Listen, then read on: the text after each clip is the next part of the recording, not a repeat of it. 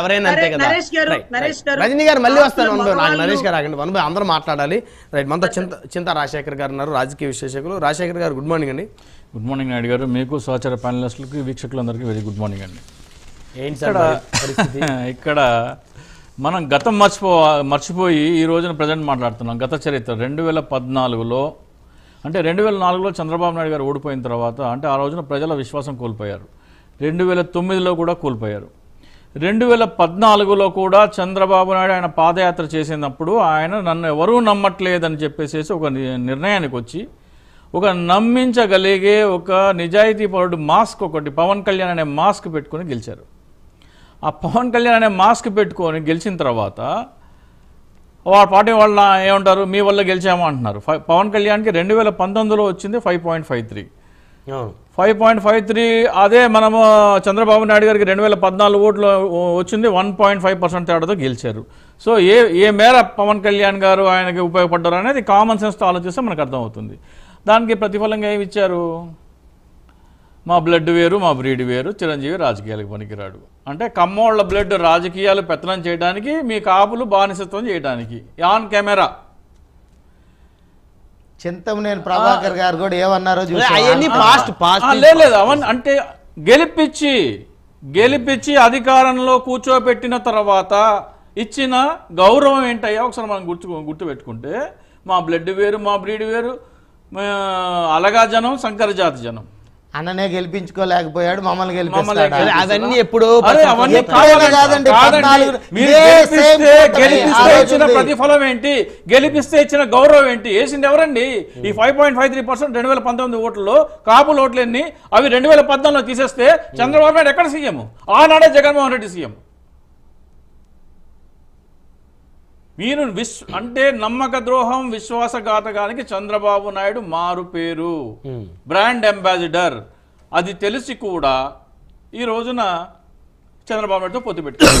చంద్రబాబు నాయుడు పవన్ కళ్యాణ్కి తెలియకుండా, జన సైనికులకు తెలియకుండా, జన సైనికుల గొంతు ఎలా కోసాడో చెప్తాను. జన సైనికులకు ఇప్పుడు గాజు గ్లాసు గుర్తుంది. ఆ గాజు గ్లాసు గుర్తు నిలబెట్టుకోవాలంటే 6% ఓటు బ్యాంక్ తెచ్చుకోవాలి. మీరు 6%, పోయినసారి 5.53% వచ్చింది కాబట్టి మీకు రాలేదు. 6% ఓటు బ్యాంక్ తెచ్చుకొని 2 సీట్లు గెలవాలి.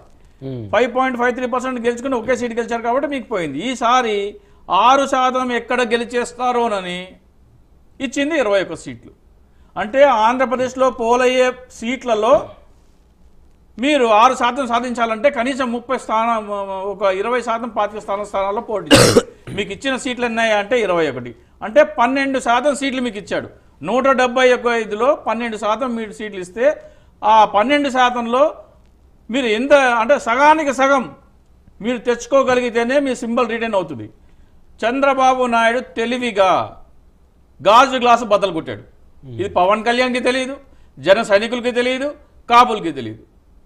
మీరు కేవలం 12% స్థానాల్లో పోటీ చేసి 6% ఓటు బ్యాంక్ ఎట్లా సాధిస్తారు? మీకు స్పృహ ఉందా అసలు? కనీసం 30 స్థానాల్లో పోటీ చేస్తే కానీ మీరు 6% అంటే ఇక్కడ ఈ శాతము సింబల్ అనే దానికన్నా ప్రధానంగా కూటమి అధికారంలోకి రావాలి, జగన్మోహన్ రెడ్డి ప్రభుత్వాన్ని సింబల్ పోయింది అనుకోండి, బాబు నీకు ఎలా సింబల్ లేదు, కొత్త సింబల్ అప్లై చేయకూడదు, మళ్ళీ కొత్త సింబల్ అంటే కొత్త పార్టీ పెట్టాలి. కొత్త సింబల్ ఒక్కసారిగా ఎగ్జామ్షన్ ఇస్తారు. Common symbol first time exemption ఇస్తారు. దాన్ని 6 సంవత్సరాల పాటు మీరు ఆ 6% ఓటు సాధించకపోతే ప్లస్ 2 సీట్లు సాధించకపోతే ఆ సింబల్ కోల్పోతారు. ఈసారి కనుక మీరు సింబల్ సాధించుకోలేకపోతే ఆ పై ఎలక్షన్లో జనసేన పోటీ చేసేదానికి ఫ్రీ సింబల్, ఒక నియోజకవర్గంలో ఒక సింబల్ ఉంటుంది, ఇంకో నియోజకవర్గంలో ఇంకో సింబల్ ఉంటుంది. అధికారికంగా వేసే గాజు గ్లాసు గుర్తు ఈసారి 21 చోట్ల వచ్చినట్టు ఉండదు. కనీసం 30 స్థానాల్లో పోటీ చేస్తేనే మీ సింబల్ రిటర్న్ అవుతుంది. ఇది పవన్ కళ్యాణ్కి తెలియదు, నాదెళ్ల మనోహర్కి తెలుసు, స్పీకర్గా చేసిన నాదెళ్ల మనోహర్కి తెలుసు. హెచ్చరించాలి కదా, ఏమయ్యా మన కనీసం 30 సీట్లు తీసుకోకపోతే మన గుర్తు పోతుంది, మన గుర్తు పోతే మనం ఏ పార్టీలోనే విలన్ చేయాలి, మళ్ళీ కొత్త పార్టీ పెట్టాలని. ఇట్లాంటి కుట్రలు కుతంత్రాలలో చంద్రబాబు నాయుడుది అందవేసిన చెయ్యే. ఆయనతో పొత్తు పెట్టుకోవడం అంటే ఇంకా కాపులే ఆలోచించుకోవాలి. ఇక వైసీపీ ఎన్ని సీట్లు ఇచ్చింది, తెలుగుదేశం ఎన్ని సీట్లు ఇచ్చింది? 31 సీట్లు ఇస్తే వీళ్ళు 21 ఇచ్చారు. 10 సీట్లు మూడు పార్టీలు కల్పించిన స్థానాలు 10 తక్కువ ఉన్నాయి. పవన్ కళ్యాణ్ ఫోటో చూపించి కాపులతో ఓట్లు వేయించుకొని ఆ మేర కాపులని అసెంబ్లీకి పంపాల్సిన కోటాలో 10 సీట్లు కోత పెట్టాడు చంద్రబాబు నాయుడు. ఏంటి వీళ్ళందరికీ సినిమా వ్యామోహం ఉంది, పవన్ కళ్యాణ్ బొమ్మ చూసి ఓటే కాపుల ఓట్లు పడాలంటే కాపులకు ఎక్కువ సీట్లు ఇస్తే ఓట్ల కంటే కూడా పవన్ కళ్యాణ్ అనే వ్యక్తికి చూపించి ఓట్లకు గుద్దించుకోవడం కోసం సీట్లు ఇచ్చారు. సో ఇటువంటి కుట్రలు కుతంత్రాలు కాపులు కళ్ళు తెరవాలి. ఈసారి గనక కూటమికి ఓటిస్తే కూటమిని గెలిపించుకుంటే ఫస్ట్ ఆఫ్ ఆల్ ఎక్కడెక్కడైతే కాపులు నిలబడ్డారో కాపు సామాజిక వర్గం వాళ్ళ కాపులకు వ్యతిరేకంగా ఏ కులం నిలబడ్డా కానీ కాపులకు ఓట్లేసి గెలిపించుకోవాలి. ఇది ఫస్ట్ ప్రయారిటీ. క్లాష్ ఎక్కడ వస్తుందంటే కూటమి తరఫున కాపు అయ్యి ఉండి వైసీపీ తరఫున కూడా కాపు అయి ఉన్నప్పుడు మాత్రమే ఏం చేయాలి అనేది వాళ్ళు విజ్ఞతకి ఇంకా డిసైడ్ చేసుకోవాలి కదా. ఎక్కడెక్కడైతే కాపులు ఉన్నారో వాళ్ళకి వ్యతిరేకంగా కాపేతులు ఉన్నారో కాపులందరూ ఆ అభ్యర్థిని గెలిపించుకుని అసెంబ్లీకి అంటే ఇప్పుడున్న అసెంబ్లీలో 29 మంది ఉన్నారు. ఆ స్థాయికి మనం తీసుకెళ్లే పరిస్థితి ప్రయత్నం చేయాలి. ఆయన ముందు రాజ్యాధికారం రావాలంటే ఎమ్మెల్యేల సంఖ్య ఎక్కువ ఉండాలి, లేదు అవకాశాలు రావాలి. ఇప్పుడు రజనీ గారు లాంటి వాళ్ళకి అవకాశం ఇస్తే ఆమె మంచి వాగ్దాటి ఉంది, మంచి అడ్వకేట్, అలాంటి వాళ్ళకి అవకాశం ఇస్తే అసెంబ్లీలో వాయిస్ వినపడుతుంది. రేపు ఈ రోజున మీరు ఇచ్చిన 21లో మీరు గెలిచేదాన్ని మీ కింద స్థాయి అంటే స్థానిక సంస్థల పదవుల్లో మీకు ఎన్ని వస్తాయండి? ఇక్కడే మీకు దిక్కు లేదు. ఎందుకు రావని మీరు ఎందుకు అనుకోవాలి? ఎవరు డిసైడ్ చేస్తారని నా ఎమ్మెల్యే కదా డిసైడ్ చేసేది. ఎమ్మెల్యే డిసైడ్ పైన అధిష్టానం ఎవరు పెట్టది? మీ 21లో గెలిచే 3, 4కి కొనుగోలు శక్తి విపరీతంగా అంటే కొనుగోలు శక్తి అంటే ఎమ్మెల్యేల కానీ ఎంపీల పర్సంటేజ్ కానీ ఎక్కువగా తీసుకునే పరిస్థితిలో నేను చెప్పింది 1/3కి తక్కువ కాకుండా నేను ఎమ్మెల్యే సీట్లు తీసుకుంటాను, మీరు అధైర్యపడొద్దని పవన్ కళ్యాణ్ గారు పబ్లిక్ గా చెప్పారు. ఆ రోజే చెప్పా 22, 23 దగ్గర ఆగుతుందని.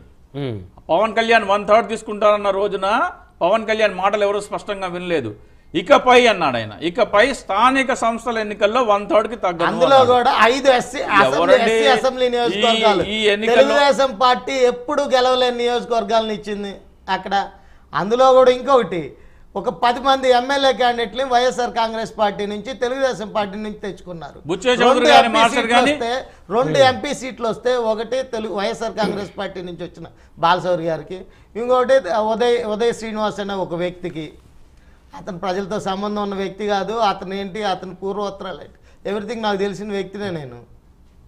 ఇంకేం చెప్పాలి అంటే మీరు మార్చాలన్నా బుచ్చయ్య చౌదరి గారి కోసం మనం వెళ్ళాలి. సిట్టింగ్లకి మార్చను, సిట్టింగ్లు సీట్లు ఇస్తానని చంద్రబాబు గారు అంత ముందు ఏదైతే ప్రామిస్ చేశారో ఆ ప్రామిస్ ని బేస్ చేసుకుని బుచ్చయ్య చౌదరి గారు తణుకు సిట్టింగ్ సీట్ కాదు కదా, తణుకు సిట్టింగ్ సీట్ కాదు కదా, ఎందుకు ఇచ్చారు? 23 పోను 152లో 152లో మరి ఎన్ని సీట్లు తీసుకోవాలి పవన్ కళ్యాణ్ గారు? సిట్టింగ్లు అన్ని ఓడిపోయారు, మీరు ఓడిపోయారు, మేము ఓడిపోయాము. మేము ఇస్తేనే మీకు అధికారం, లేకపోతే లేదు. ఇప్పుడు రాయలసీమ లాంటి ప్రాంతాల్లో జనసేన పార్టీ చాలా వీక్ గా ఉంది.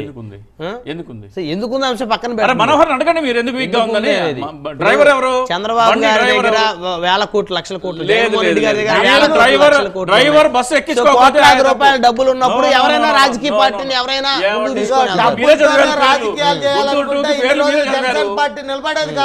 గుంటూరు పేర్లు మీరు చదివారు, ఆయనకి ఎందుకు ఆ బస్సులో ఎందుకు ఎక్కించుకోలేదు మనోహర్ గారు? డ్రైవర్ డ్రైవింగ్ సీట్ ఆయనకి ఇచ్చి జనాలు ఎక్కలేదంటే ఎట్లా? ఒక ఎగ్జాంపుల్ ఒకటి చెప్తానండి. పరుచూరు నియోజకవర్గంలో ఆమంచి కృష్ణమోహన్ లాంటి బలమైన వ్యక్తి కూడా నేను అక్కడ చేయలేను అని చెప్పి వదిలేసి వెళ్తే అక్కడ కాపు సామాజిక వర్గానికి చెందిన ఎడం బాలాజీ గారు అనుకూలత పరిస్థితులను కూడా తనకు అనుకూలంగా మార్చుకుంటా, ప్రతికూలంగా ఉన్న టైంలో కూడా తన అనుకూలంగా మార్చుకుంటూ నియోజకవర్గంలో గడప గడపకి తిరుగుతూ కష్టపడతా ఉన్నారు. అలాంటి చాలామంది వ్యక్తులు ఉన్నారు. ఎడం బాలాజీ గారిని ఎందుకు గుర్తించలేదు? చీరాలకి ఎడం బాలాజీ గారి పేరుని ఎందుకు రిఫర్ చేయలేకపోయింది కూటమిలో? ఆయన ఆల్రెడీ వర్క్ చేసుకున్నారు. 2014లో కంటెస్ట్ చేశారు, వర్క్ చేసుకున్నారు. తెలుగుదేశం పార్టీ తరఫున 2019లో బలరాం గారికి సపోర్ట్ చేసి గెలిపించారు. అంటే ఇప్పుడు బలరాం గారు వైసీపీలో, బలరాం గారు అబ్బాయి వైసీపీలో గెలిచి రేపు కూటమి అధికారంలోకి వస్తే టీడీపీలోకి వస్తాడంటారా? అది వాళ్ళ విజ్ఞతగా తెలుస్తా ఉంటుంది. ఎక్కడ ఏం జరుగుతున్నాయి అని రాజకీయాల్లో ఎవరు లేకపోతే మనం పోటీ చేయలేము, మనం పెట్టలేనప్పుడు తెలుగుదేశం దగ్గర ఉంది కదా బాబు. మరి ఈ సపోర్ట్ ఉంటేనే నువ్వు అధికారంలోకి వస్తే తెలుగుదేశం ఖర్చు పెట్టాలి కదా. పొత్తు ఎందుకు పెట్టుకుంటారు? ఎందుకు పెడతారు సార్? అరే మీరు మా దగ్గర ఓట్లు ఉన్నాయి, మీ దగ్గర డబ్బులు ఉన్నాయి, ఇచ్చి పుచ్చుకోవడం ఇంపాసిబుల్. పొత్తు ఎందుకు మరి? అంటే పవన్ కళ్యాణ్ ఈ రోజు చెప్తున్నారు